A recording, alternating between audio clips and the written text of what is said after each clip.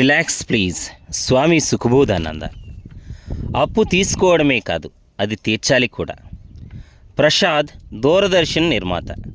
ఎంతో సరదాగా ఉంటూ ఎప్పుడు చూసినా చేతిలో సెల్ ఫోన్లో మాట్లాడుతూ ప్రపంచాన్ని మనస్సుతో చూసే రకం. గత 7-8 ఏళ్లగా పరిచయం ఉన్న ఈయన గాలిపోయిన బెలూన్లా చేతిలో సెల్ ఫోన్ లేకుండా కనిపించాడు. ఏమైందని అడిగాను. కష్టాలన్నీ భరించలేక దాన్ని పారేశాను స్వామీజీ అన్నాడు. ఇలా మాట్లాడుకున్న సమయంలో ప్రసాద్ వెక్కి వెక్కి ఏడవడం మొదలుపెట్టాడు.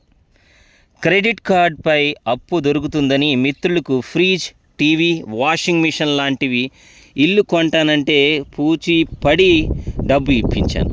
ఒకరు అప్పు తీర్చలేదు. క్రెడిట్ కంపెనీ వారు ఆఫీస్కి వచ్చి అడుగుతున్నారు. కొందరు అసహ్యంగా మాట్లాడుతున్నారు. గౌరవంతా పోయింది. ఆ బాధతో నెల రోజులు ఉద్యోగానికి వెళ్ళకపోయినప్పటికీ ఉద్యోగం కూడా పోయింది.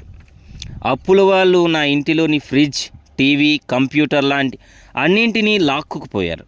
నేను సహాయం పొందిన ఫ్రెండ్స్ ముఖం చాటేశారు.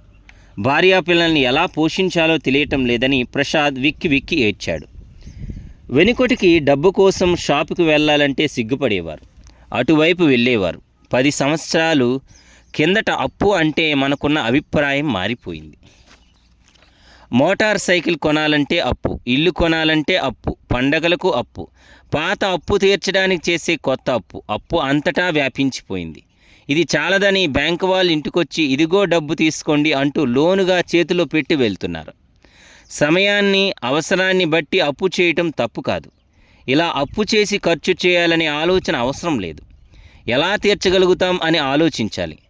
అతిగా పొగ తాగి ఊపిరితిత్తులు పాడై ఎవరు బాధ్యులు? త్రాగుడికి అలవాటు పడి లివర్ చెడిపోతే యానికి ఎవరు బాధ్యతలు? బాగా ఆలోచిస్తే మన బాధలు మనం సృష్టించుకునేవే అనిపిస్తుంది.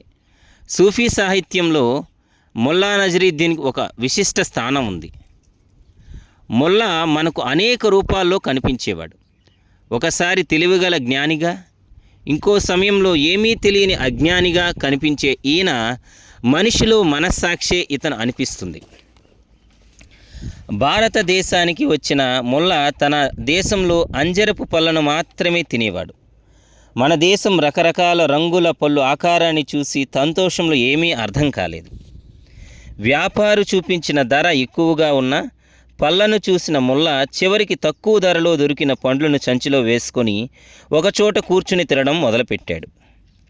ఆ పండు నాలికకు తగలగానే చుర్రుమని కళ్ళు వెంబడి నీరు కారింది.